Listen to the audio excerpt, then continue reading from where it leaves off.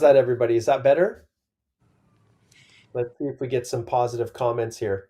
So basically, this morning when I was basically sitting in the airport getting ready to fly out to Ottawa from Calgary, the news broke that the targeted draws were here.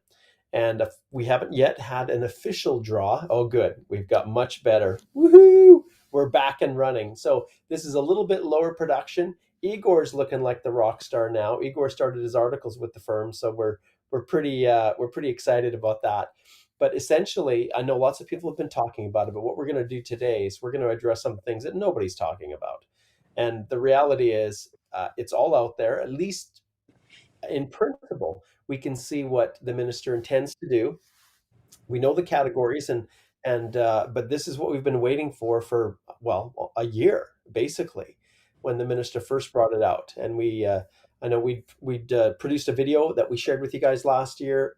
Alicia has actually gone and produced a blog post that you have to head over to our website, holthelaw.com, and it goes through everything in detail, as well as some added value in terms of breaking down what everything means and what it means for you. It's one thing to know that the minister could do something, but the reality is, what does this mean for everybody? And that's what we're going to be talking about today. Well, really this evening.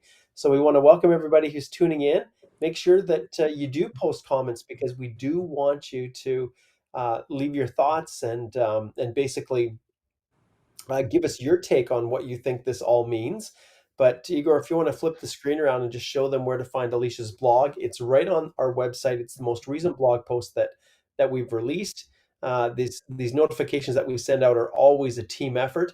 And so as I was on the plane, Alicia, I think, had pretty much already had this drafted before I even touched down, and her and Igor had this up. But this is definitely what you need to know about the express entry category based draws.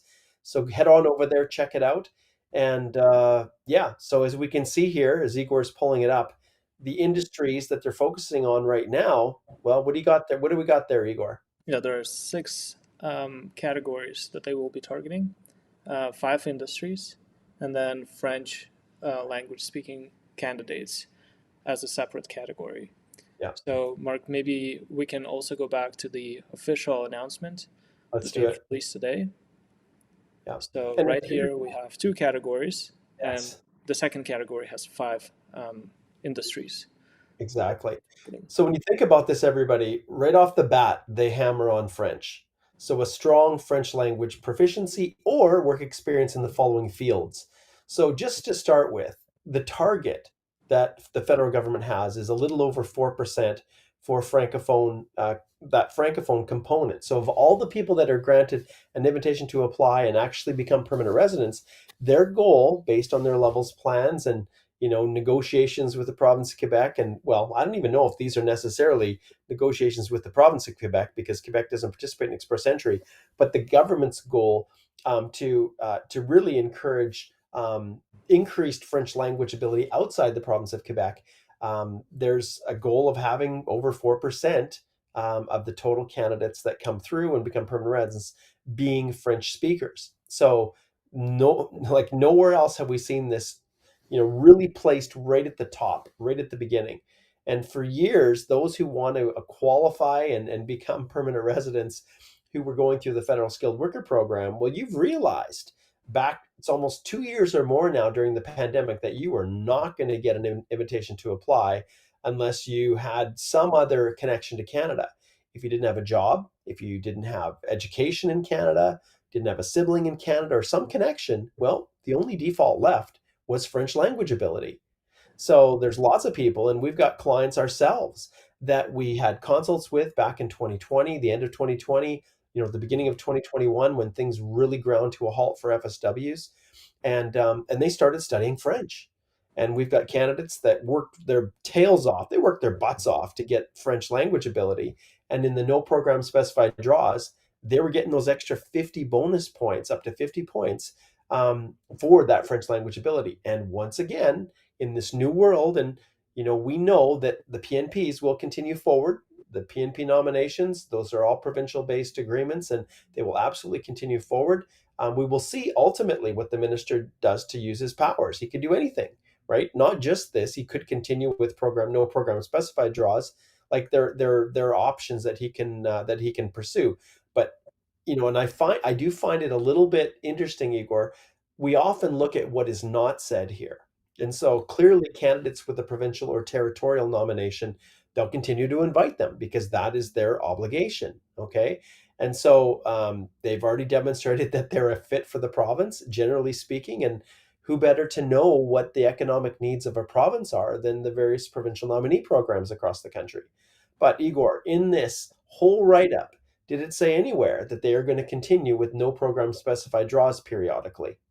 No, no. They Nothing. just identified they want to continue with their PNPs, but we don't Yeah. know whether they're actually going to do non-targeted draws for federal skilled worker or for CEC candidates. Yeah, exactly.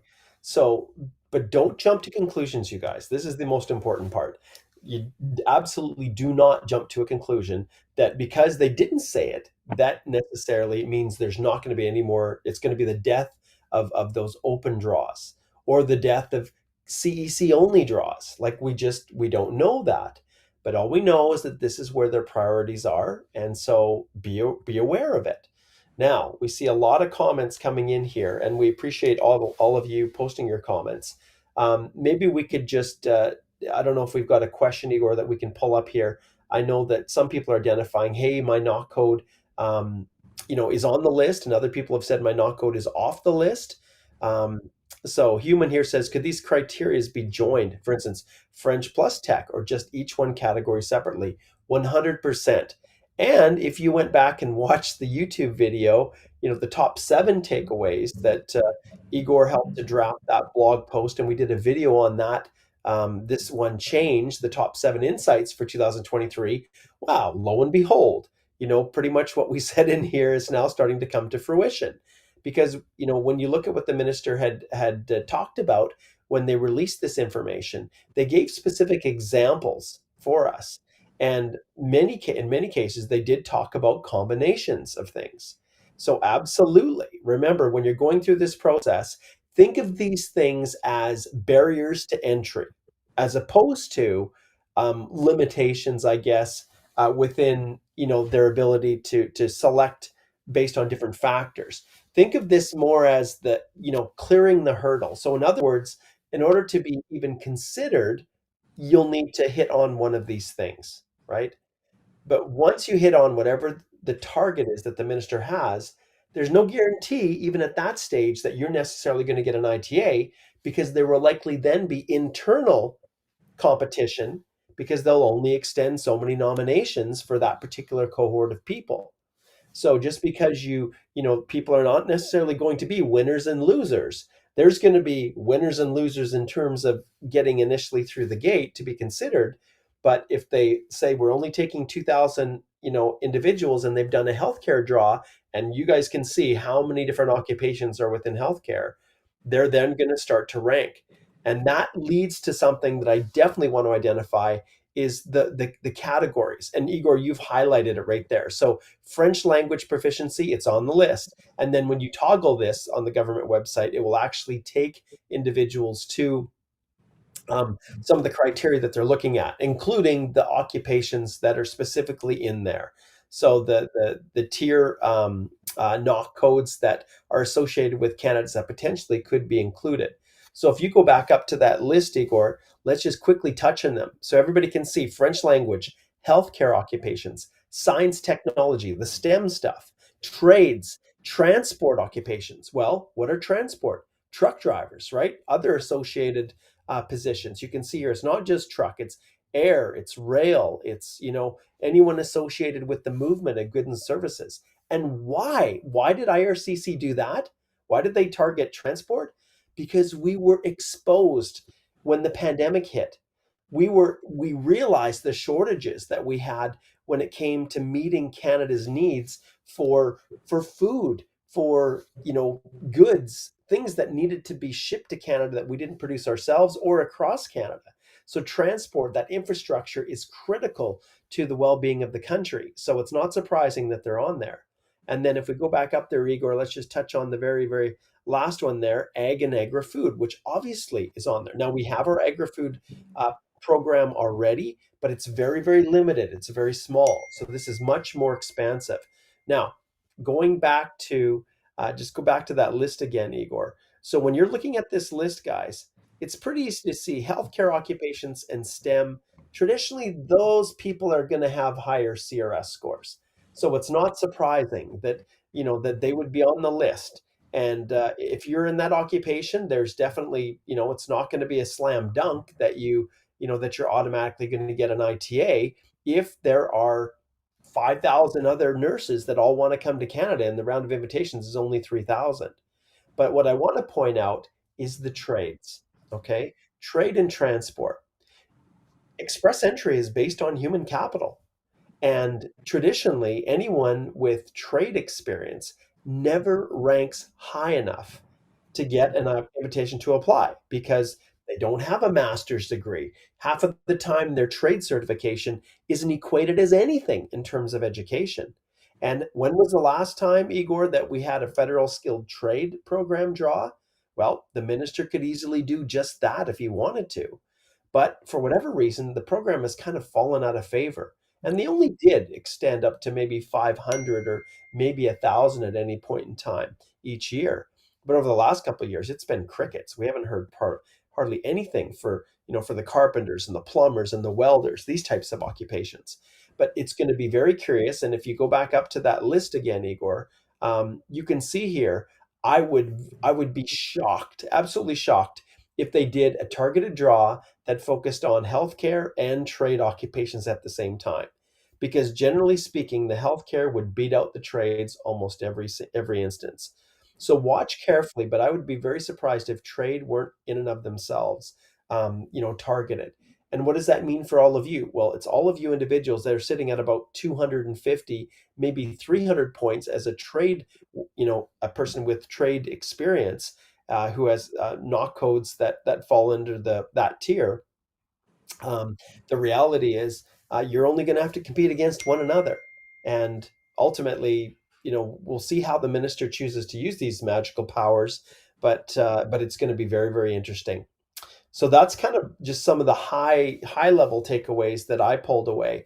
But Igor, let's take a quick step back and let's maybe flip back to the dual screen with you and I, and let's just tackle just a couple questions. And then while we're answering the questions, because I really want people to get their questions answered, we can kind of flush out the details of how this is going to play out for anyone that is just confused about it. So why don't you pull up a few questions and we'll see what we've got here. Yep. So CEC candidates whose CRS scores are under 480 and not on the targeted category, well, we'll see. But ultimately, right now, if your human capital isn't high enough, you're out of luck right now. So this is going to make it even more difficult for you. And that's another reason why it's so important that when people are coming and choosing schools, and we've got our friends out in Vancouver that we've been affiliating with and doing collaborations with that do a great job in terms of helping to select schools and things like that. But that's not something we do. But one thing I've traditionally tried to, well, if you look at all the videos that I've done, I've tried to emphasize how important it is to be wise in the school that you choose, and not just the school, but also be wise in the program that you take. With 49% of students going to Ontario, well, the competition is going to be fierce for any provincial nominee options there. Yes, when it comes to the federal program, it's not as big of a deal because you just can't live in Quebec. But when it comes to people who are choosing programs, ultimately, if you have no work experience and you're going to work in Canada, well, you're going to want to have your education linked to one of these industries. It's going to be ever more important. And the hard part, Igor, with all of this is that you've got individuals who are trying to plan their lives 3 years in advance. People watching this video right now who are not even in Canada. And so they're looking at this list and they're thinking, okay, well, then those are the areas that I should probably study in, right? Well, Igor, is this a stagnant list? Is it a locked in list that we have here? And they've identified that they've selected those categories just for the 2023 year. So things may change dramatically in the next year or the year after. But my understanding is because Canada experiences such a high problem, such high labor shortage in those areas, that the list will remain more or less stable for the next couple of years. So it might be not as mobile. I would say it wouldn't be changing every time dramatically, but there would be some change for sure. Yeah. And that is, one of the things I want to point out as well that probably no one's talking about is the fact that this is not the first time that they've tried to do this. It's not. Yeah. And years ago, CEC, when they had massive, massive backlogs. Well, okay, there was a time for the federal skilled worker program when there were over 600,000 people in the queue. Processing times were at a minimum 2 years, maximum in some countries like China, I think was up to 6 or 7 years processing. So can you imagine people would be dead by the time their applications were approved? Well, when they created the Canadian Experience class, there was a massive flood of applicants qualifying in certain occupations. And if you could just guess, Igor, what were the most common occupations that were going through that had 1 year of skilled Canadian work experience and a CLB 5 at least, right, for the Canadian language benchmark, and at now it'd be a tier 3, but at the time a knock B. What occupations do you think would be filling up a large portion of those original Canadian experience class candidates? Like What food, industry? food service supervisor or something. Yes, your food service supervisors, right? And so they tried to make decisions to try to just select certain occupations and and to just limit the number of people coming in. And so this isn't the first time that they've tried this. Now, here's the problem with what taking this approach. I don't know how else you would do it because having a no program specified draw, if you're trying to meet, domestic economic labor needs, you have to pick winners and losers, right? You have to. But often the data that the government's relying upon is old. You know, things could happen this year and there could be, I don't know, who knows, like this influx of people taking, their class 1 and becoming, long haul truck drivers because the wages are starting to go up. And before you know it, that by the time, because remember, we're looking at at least a year for these selected people to become permanent residents typically when they start to do these targeted draws. Sometimes it's sooner, but by the time the application is approved, and then people, even if they're outside Canada, come to Canada, often even in the 6 month processing world, it would take about a year. So the problem is the government's relying upon old data. It's always backward looking. So the problem with these lists is that then it becomes a little political. And if you look at the stakeholders, I don't know if you can pull that up, Igor, and if we can flip back to it, they try to be as transparent as possible. So the government has indicated, look, this isn't just going to be people lobbying the government and saying, hey, we want our industry on the list. But ultimately, when you go through, the and if we go to that main the main program, kind of delivery instructions, they talk about their stakeholders reporting to government, things like that. And it's a little bit further down on the bottom. I'm not sure. I Maybe think there's there no was a date. quote. Oh, Yes. it was on the other one. Yeah. So, anyways, basically, what the government does, they report. They have an obligation to report to cabinet on why they chose the industries that they chose, and so it's designed to provide some protections. But at the end of the day, once it's chosen, it's chosen. And let's face it, you can use whatever justification you want. But if you've got some industry that's contributing a whole bunch of money to, let's say the conservative government was in power, and the oil and gas industry, for example, starts pumping in lots of support for the conservative party. Well, guess who's going to get on that list? And I know I'm being a little bit, well, you can define however you want it, but there's always room for political motivations and kickbacks and things like that. So they're trying to make sure that when they do this, they're as transparent as possible. And you can see extensive consultations with the PNPs, the provinces, of course. They're the ones who are the experts in this stuff, stakeholders, and the public. Okay, well, who are the stakeholders? Are they the people that are contributing to the liberal, the liberal party? Are they friends of the minister? Now that kind of thing is designed to be protected, because they will always go back and review, and then they have to provide reports, like I said, to cabinet on why they chose who they chose, It's all designed to be as transparent as possible, but there's always inherent problems with it. So yeah, that's but at the end of the day, the people that are looking to apply, they don't care. Just tell me what I need to do, and you can see from the list of comments here, there's people that are celebrating, and there are people that are not happy. And so those who went to school, did a business degree, and are working at McDonald's as a food service supervisor, well, you've never been in a good position. The only thing that's really been advantageous for you is provinces, where there's real shortages across the board and they're not meeting their quotas to start with, or just straight up human capital through, express entry in the Canadian experience class, right?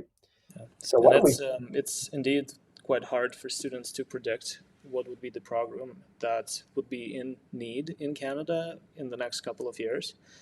And maybe pursuing a 1 year program becomes an opportunity for some people because they can complete the program in the field that is needed in Canada within a relatively short period of time, and they might get on the list of eligible tier codes. I really want to refer back to the paragraph that we have in our previous blog post back in, I think it was November? I think it was February, November. February 24th this year. February. Yeah, yeah, this Yeah. year. Mhm. Basically, international students must be strategic in how they choose their program of study.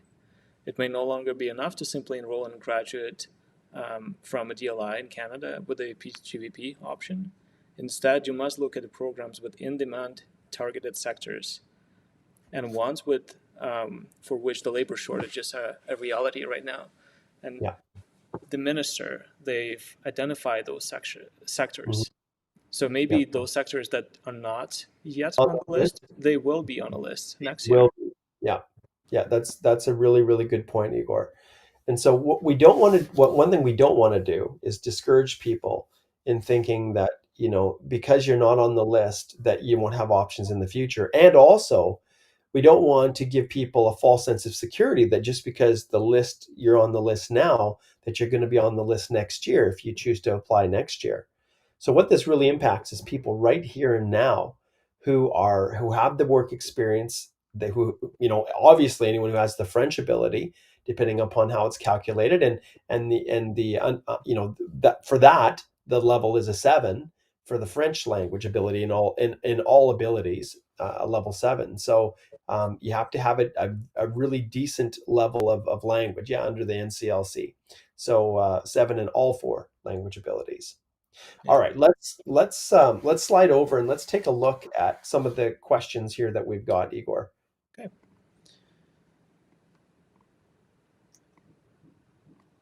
Okay. So yeah, so this is interesting. Now, it would be more useful to have two different knocks or just a bunch of experience in a single one stem. Well, remember, you guys, this is not transforming how express entry works. Ultimately, you're still going to need to demonstrate in a single knock. Now, ultimately, I guess under the Canadian experience class, if you're going through CEC, then maybe you'll have work experience in different knock codes, and if they're all within the same industry, you can add it all up. But generally speaking, we're still with that one single knock code as your primary occupation. That's likely going to be the one that's targeted. Okay. Let's see another one. Okay, so David Bonilla says, I worked 2 years as a civil engineer, but as a contractor for the mayor of my city back home. How to claim self-employed? I have contract with duties, pay stubs. Well, hey, if you're on the list and you're federal skilled worker, then foreign work experience can be counted. And we've had individuals that worked as contractors just for one company. So they may have been what we call an independent contractor from a legal standpoint, but I almost call them a dependent contractor. So essentially, they're only providing services directly to that one individual or entity. And generally speaking, but for the way they're paying them, not as an employee, but as an independent contractor, all the indicia of employment is there. So in those cases, I just get the same reference letter and I don't worry about it. If I get the contracts and show payments coming into the account, and I get a reference letter from that company that the contracts were provided to, and I do it in almost the same way. But for other people like this gig economy and those who are freelancers, And in those situations, then you got to work a lot harder. And that's stuff that we teach in our express entry course. They're also on our YouTube channel. You can just search self-employed, how to claim work experience. And you'll see that there were past videos that I've done on this exact topic, and we can dive into more details with those. Yeah. Let's see another question from Human. I like your name, Human. Yeah, isn't that awesome? Yeah. Will the CRS points criteria also change? What do you think, Igor? I'll let I you think answer they that one. might. I think they might, and they might.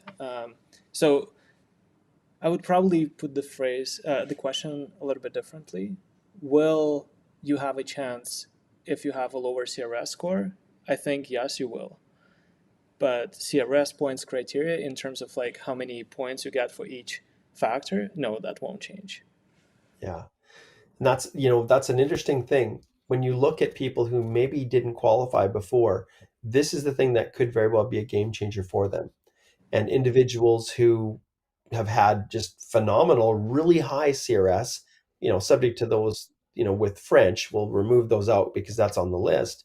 But individuals that may have high human capital but no experience in the targeted areas, that may not be enough, right? Human capital alone and high CRS scores.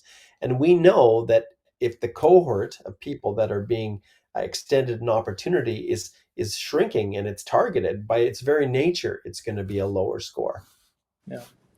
And Mark, it's also interesting how they put the requirement for those new categories. You have to have at least 6 months of work experience in the required tier code within the last 3 years. So for some people who have been working in the position that is not on the list, you still have some time. And then next year, when they release the new list in January, supposedly, you would still have time to accumulate 6 months of work experience before the end of the year. So there is still some flexibility for those people who want desperately to get on the list. Yeah. That's my position. I'm not sure if you totally agree with me, Mark, Well, but here's one thing I'm not going to back away from. And for me, I would still never encourage anyone to do a 1 year program. Why? Because if you're starting now, there are no guarantees what the future is going to look like in 2024. So anyone who's convincing you to take a 1 year program, you need to be very like if the 1 year program is in healthcare, heck yeah. I don't see any world where healthcare is not going to be on the list for this year, the next year, the year after. Like I don't see it.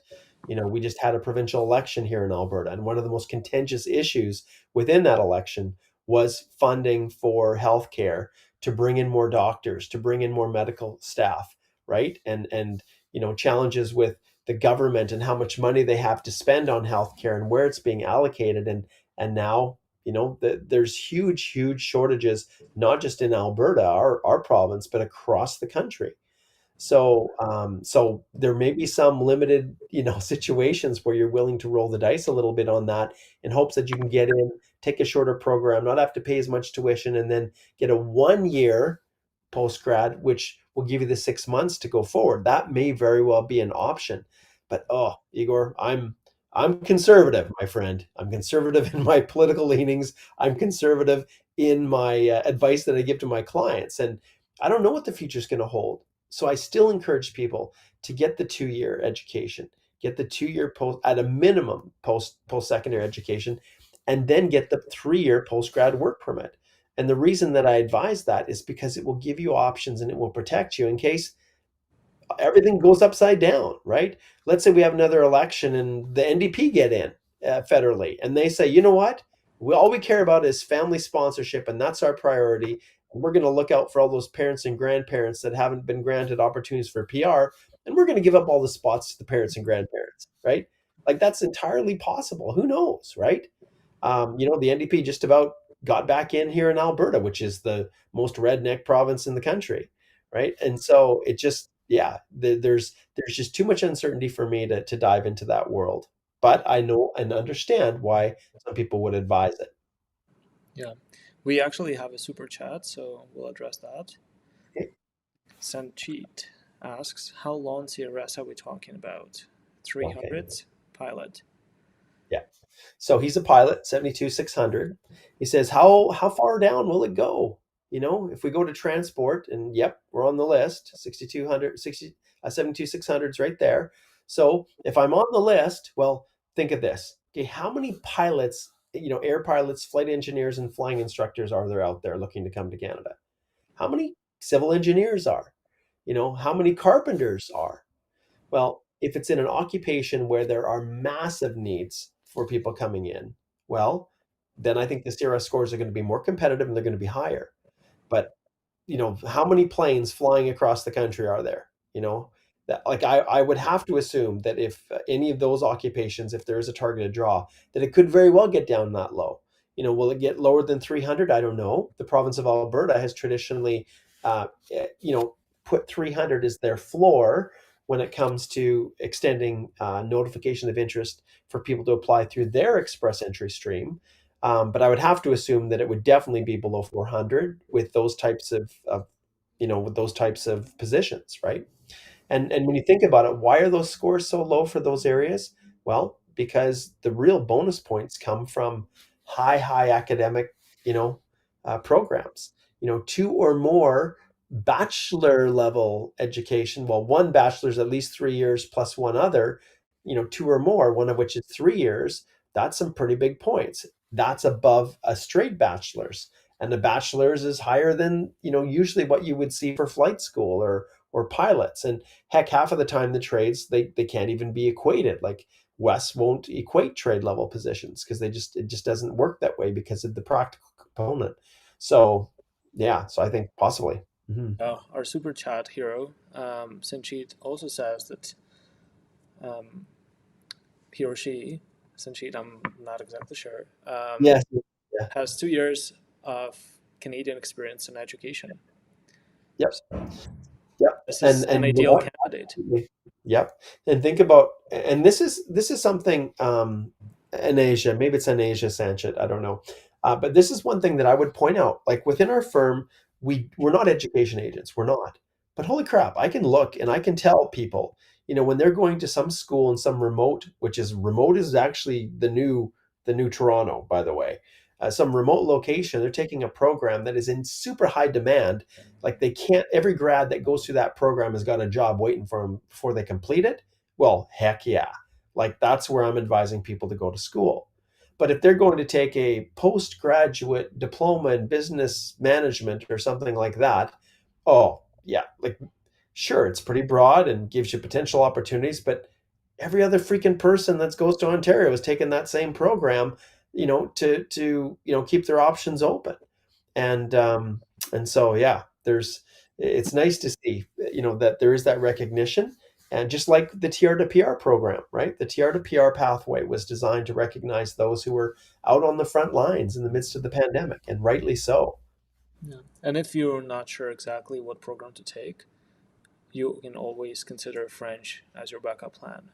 Mhm. So as soon as you come to Canada, find French language course, study French, and then even if your qualification, if even if your degree is not on the list of in-demand occupations anymore, at least you have French, and I don't see French going anywhere away. Yeah, no. And that's something as well, and I don't know if anybody's talking about that. Traditionally, what do people come? Obviously in every place outside Quebec, they come to study English, right? English, English, English. But now, maybe if someone's coming from another country, instead of starting with English, they should start with French. Study French. And then remember, express entry and all of this is designed for you not to be living in Quebec. But there's nothing stopping you from starting school and studying Quebec, learning French, and then transitioning to do a post-secondary education, outside. Now, obviously, if French is the only language you speak, then there's probably pathways in Quebec that you can pursue. But for people that are bilingual, that extra bonus with the Quebec, going to Quebec, or even a French language credential of some form, where you're going to hit that NCLC 7, that's going to be the ticket for you. Maybe for some people, Nova Scotia will be the best option. Good point. Yep, yep. Could be Officially going. bilingual province, and Yeah, New you can Brunswick. Hmm. New New Brunswick. Brunswick. Sorry. Yep, absolutely. I agree. All right, let's go through a few more here. Do you think there'll be any new categories introduced at any time in the future? Chefs, cooks? Well, that's a great question. I'm glad you brought that up, Bobby. if I was to say how many international students, what percentage fit in as chefs and cooks, I don't know. Let's see. Does Alberta, I think Alberta has a list of their most common occupations, right? That fill up most of the spots. Yeah. Can you go over there and take a look? You can do it kind of in the background if you want, and we'll keep chatting, you and I. But essentially, when you look at the provinces and those that are posting their most common occupations, right? They're doing it for a reason. They're saying, hey, you guys, we get so many of you. We're not going to process you guys in any time soon. It's going to be slower. It's going to take time. And so we know that anything in the area of food service or even service generally sometimes are the jobs that most international graduates tend to migrate to if they can't find something in their field. And when that happens, then they're in a position where they ultimately have to, recognize that 80% of the other people are doing the same thing. Yeah. And Mark, so take a list. here's the page from the Oh, Alberta website. yes. Hmm. So So, regional occupational forecast for the year 2025, and yep. then also take a look at Alberta's occupational outlook for the year until up to 2030. Long term and short term. And the province, they totally, each of the provinces have that data and it's often publicly available. Can you go to, let's say, the AOS? Actually, it's like the processing um, inventory, that page for the Alberta Advantage Immigration Program, Igor. Flip to that inventory, and then I think they've got a list. At least they used to, of the Yeah, top. they have. They have Yeah. stream So of this is workers, and yeah, so then let's see if we can find it, hide. Okay, look it on the list. Okay, so the question, do you think there'll be any new categories, example, chefs and cooks? So the AAIP has a high volume of applications for workers in the following streams. Look what's on the list, cooks. So do I think the minister's going to target cooks? Mm, very unlikely. Very unlikely. Look who else is on the list. Like I said, food service supervisors, retail sales supervisors. Why do we have the supervisors on that list, you guys? Because they're tier three, right? Generally speaking, they're the ones that are higher, and your food counter attendant is not. It's lower than a tier three. and Mark, So if we go back to here, agriculture and agri-food occupations, butchers yeah. are on the list. Yeah. Yeah, exactly.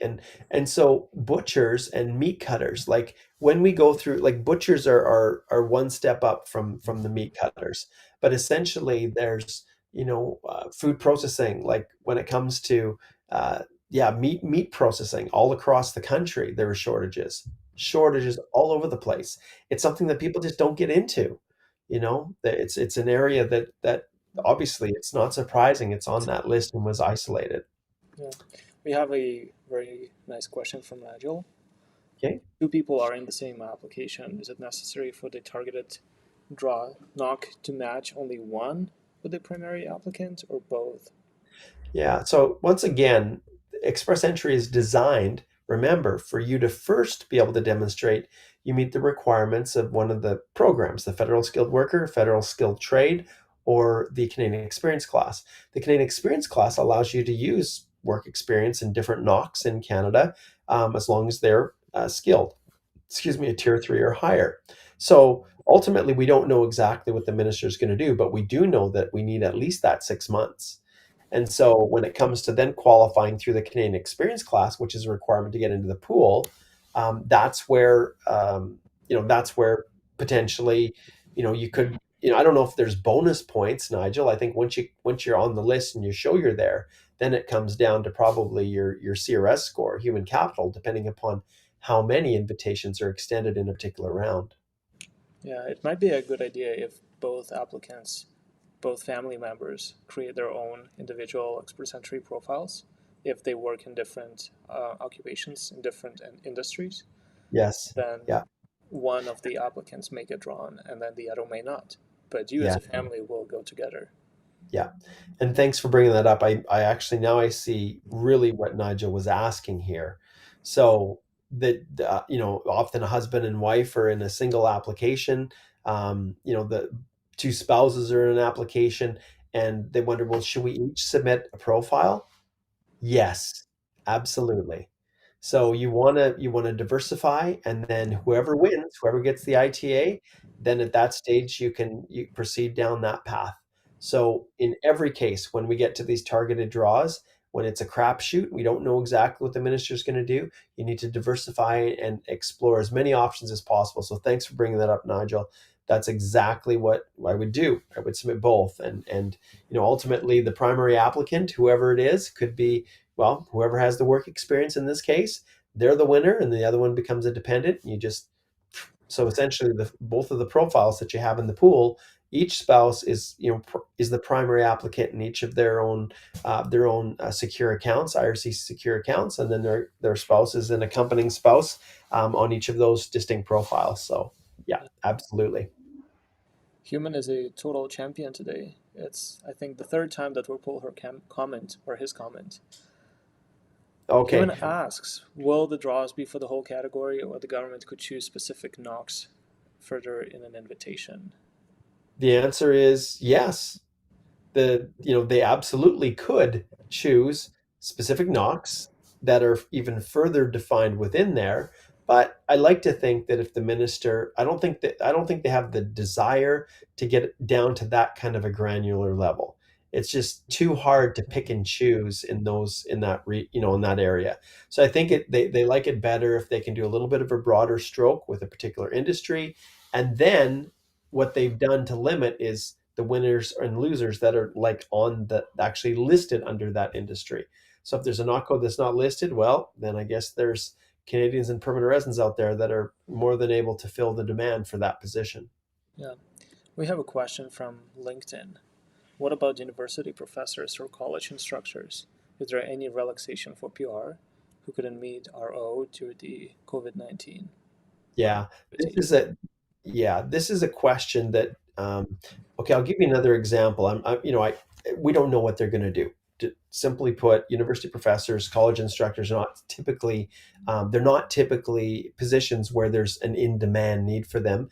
In some research positions, yes, there are, but generally speaking, university professors and college instructors are not typically in demand across the provinces. There's lots of people that are coming up, lots of Canadian kids. Like I think of education right now, oh my goodness, it's hard because there are so many programs that are just garbage that will not lead to any meaningful job. So kids go to universities, they take all of these different positions, these education, which is great to have a good general liberal education, absolutely. But at the end of the day, you come out with underwater basket weaving, a humanities degree or something, and I don't mean to slag any particular one of those. Understand, that's not what I'm saying. But they come out of it with degrees that are not connected or linked to any occupations in demand. So then what do? You do a master's. You spend another, 30, $40,000 on your education.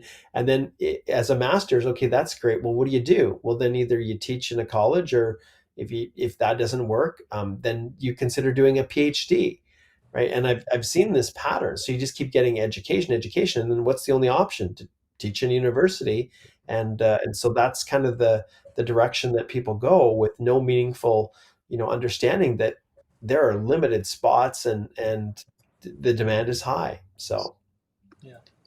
We do have a question from Junjun. So he worked for 3 years as a software engineer 5 years ago. Will he be considered under the targeted draws? And the yeah, answer is no, because they specifically identified you have to have at least 6 months of work experience within the last 3 years. 3 years exactly. And with this question, like they asked about accumulated, it can be accumulated, but it has to fit within that 3 years, right? Yeah. So that's the one trade-off.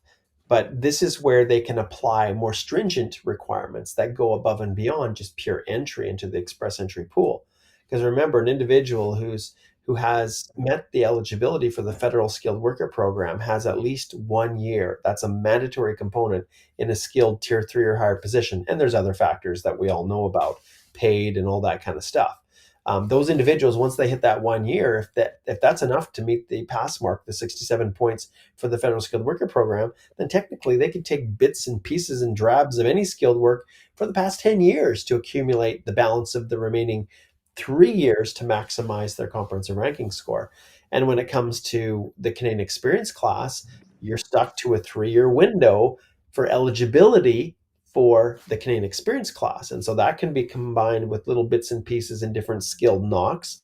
But ultimately, once you meet the eligibility for the Canadian Experience class, in like manner, you can still accumulate, up to 6 years, I think, is the max for Canadian work experience towards points that you're working in Canada. Although if you're not eligible for PR by the time you hit like your fifth year of Canadian work experience, well, there's you should probably book a consult with us and we can chat about what's going on. Yeah, we do have a question from Jason. Do Okay. cabinet makers come under carpentry? And I think Jason refers to Yeah. carpenters. 72310. Here's Yeah. the tier code, description, lead statement. But Jason, unfortunately, cabinet makers are Yeah. It's a different their knock. own knock code, Yeah. and this knock code does not appear on the list, unfortunately. Yeah. And this is a great, great question. Super, super important. You can always ask why. You can always ask why. And this is really, this really comes down to our housing crunch.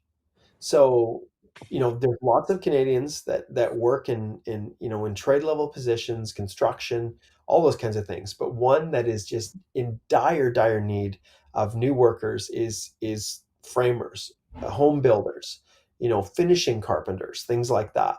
And so technically cabinet makers, we'll never know for certain why that knock wasn't specifically on the list. But with the carpenters, they're targeting home building, home construction. And that's one of the critical, critical concerns the government has right now. You bring all these people into Canada and have them immigrate. Well, there isn't place to, there aren't homes and accommodation to fit them. The prices of new immigrants or even young people trying to get into their first home, it's insane. Yeah. And Mark, if we take a look at the actual trade positions, Yep. residential and commercial installers and servicers, Yep. elevators, constructors, think of Yep. all of the elements that you need to have Yep. a High fully rise livable apartment. house, Mhm. Right where Machine, you're living, right where you're broadcasting from, right, Igor? You exactly. got a relatively new place there that they just opened up just a while back, and yeah, they can't build them fast enough, can they? Yeah, like I mean, in Calgary, I think we have 5 skyscrapers at any point of time being built in downtown. Construction. Yeah, Yeah, so yeah, heating, refrigerating, carpenters, plumbers, electricians. So all of those industries are required to actually complete the construction of a residential house. Now, if we go back, and we have one more question, which is really interesting. So my son recently got a nomination from Ontario through PNP. So how is his application going to be impacted? He has French language, and he recently submitted all of his documents. And I think, mhm, Mark, we can go back to this page once again and go back to this paragraph where yeah. they specifically say that they will continue inviting candidates through PNPs. Right. And if we go back to that question, I'll address something else too. So they talk about the nomination. Well, we don't know if it was the human capital priority stream, right? We don't know that for certain.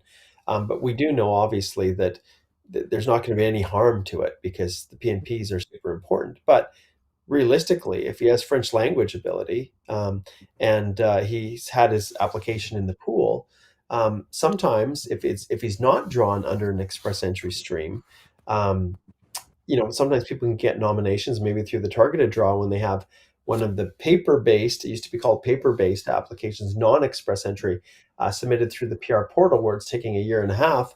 Sometimes people will, before the nomination comes from the province, if it wasn't an express entry stream, sometimes people get a nomination or sorry, they'll get an invitation, an ITA, and then people will sometimes choose to abandon the provincial one and go with the federal or allow them to continue forward as long as they can so that the person has an option until they become a permanent resident and then choose to withdraw the other one. Yeah. So We have one more question from Kinnear. super, Igor. I thought I saw another super there. Do a quick search for Okay. super because of the medical. Yeah, we actually do. Um, I think, can we address super next? Yeah, For yeah, Kinnear? yeah, Would and co-op can experience be yeah, acceptable? Yeah, Canada co-op is not eligible under the Canadian experience class, but co-op work experience works just fine if it's outside of Canada. So you can go to school, you can work, you can do whatever you want. There's no restrictions or barriers within the federal skilled worker program. But for the Canadian experience class and Canadian experience, co-op while you're still on a study permit, which would be probably the case, that is ineligible to be considered for CEC. Yeah. Here's the super chat from Emmanuel. Is there Okay. any hope for university professors and postdoctoral fellows to be Okay. included in the targeted draw in the Yeah. future? And I think that's one of the things that we talked about. Mhm. I will never ever, Emmanuel, say no. I'll never ever say never. Who would have dreamed that on February the 13th of 2021, we would have had a round of invitations, number 176, 27,332, I believe, invitations with a low CRS of 75. If someone would have told me that, and I've been at this gig since before Express Entry was even a thought, and if someone would have told me that in January 1st of 2015 when it started, I would have said, that's crazy, not on your life. But anything is possible. How, like we said, how does the minister determine these industries? Well, it's lobbying. It's lobbying, it's stakeholders, it's statistics, it's labor data, it's all those kinds of things. And at the end of the day, it's anything is possible. Personally, I think it's pretty low likelihood, but I can't say never. But I think it's a really really low likelihood that that would happen, Emmanuel. And we Yes, better go yes. just a little bit longer here, and then and then I think we better wrap it up. I've got a busy day tomorrow of CBA executive meetings, and then 2 days of awesome conference that we've got Friday, Saturday. Yeah. So we have a question from Jesleen from New Brunswick. Jesleen came to Canada for studies in 2020 and completed almost the entire program online. Will there be a problem applying for EE or through PNP? Yeah. Well, ultimately, human capital is human capital, Jesseline, and there are certain factors that come into play, and I can't say for certain, whether what you're getting credit for, or without actually looking at your situation. So I recommend you book a consult for that, Jesseline. But ultimately, the human capital is what it is, and work experience is what it is, right? And so, if you have things in French language, and you've got work experience in these areas, and the targeted draws when they come, if you're eligible, well, you're eligible. So Yeah. Question from Dalit. I've completed my bachelor's in engineering 2022 in Ontario, found a job as junior engineer in September 2022. The score is 471 after 1 year of work experience. What should I do today? I book don't it. have the bell button, Yeah, the ring yeah. the We bell. if So yeah, if I was doing it from my computer, I'd be ringing the little triangle here, ding, which is book a consult. Do like, let's take a look at your situation and really analyze, because there's so much more that I need to know in order to give you any kind of and this is really legal advice. So if it says, what do I do, Mark, personally? Well, that tends to be legal advice. yeah, All we right. do But have one more super chat, and maybe we'll wrap this up. no supers jumping in here. It's again from Sanchit. Okay. Can Okay. Sanchit claim pilot license after attending flight school? Okay, the CRS calculator asks, is this the question? Do you have the right one Yeah, pulled up? yeah. Okay. Have you earned a Canadian degree, diploma, or certificate when claiming Canadian education? I did earn a pilot license after attending flight school. Is that eligible to claim?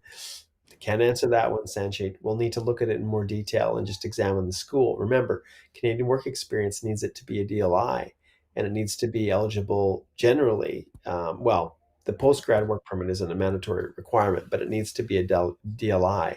And yeah, and so I would need to look at that and see the specific school in order to be able to give you, more direct advice on that. But people do run into those issues when they're taking programs from, you know, your kind of non-traditional colleges and universities, and in some cases it is possible, but we need more information for sure. Yeah, Sanchit says it was a DLI I and got he had a a postgrad. Yeah. Well, generally speaking, those often are sufficient, but I'm not going to confirm until we have a little bit more chat.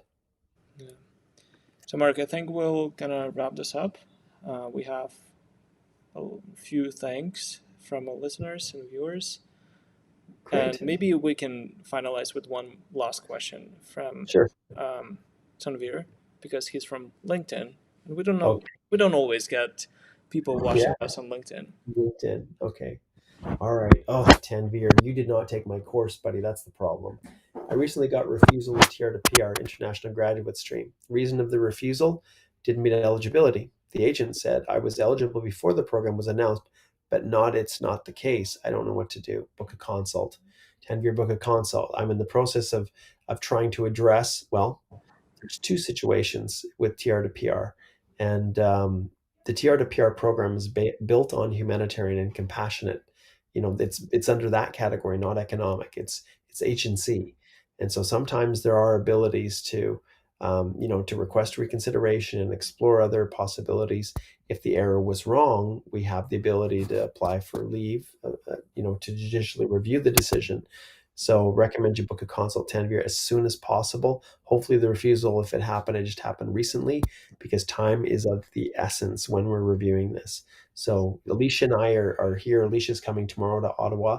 And actually, Alicia was the co-chair of the conference. So she was the one who worked to put all of this whole conference that we're doing together. So I'm really happy to be here to support her. But yeah, Monday we'll be right back at it, and back in the office. But yeah, recommend you book a consult. Yeah. All right, we wrapped up here. Thank you so much, Mark. Thank you, everyone. We're just a Yeah, little shy of 1 hour for this live Q&A. Hopefully, it was helpful for some of you. If you have a question that you want to get addressed, always feel free to book a consult. And then and I'm going to share my screen once again. If you go to our website under blog and resources, you can go to our immigration community group, subscribe to our newsletter. We also have a podcast, and I'm sorry it's just a little squeaky yeah, because of the yeah. size of my window, but you can listen to our podcast on iTunes and Spotify, read the blog, and go and read this blog post written by Alicia. You will have a full table with all of the eligible tier codes under the new targeted draws. Yeah, And then if you ever have a question, just click this beautiful red button at the top right corner. exactly. All right, everybody. Thanks so much for joining us tonight. And Alicia and I will be back. We won't have any lives this week because we're here in Ottawa. But if you guys are in Ottawa, hey, let us know, because I will be at the Westin. That's where our conference is, and I'd love to meet up with anyone that are here in this fine capital here of Canada. All right. Thanks, everybody. Thank you. Bye bye.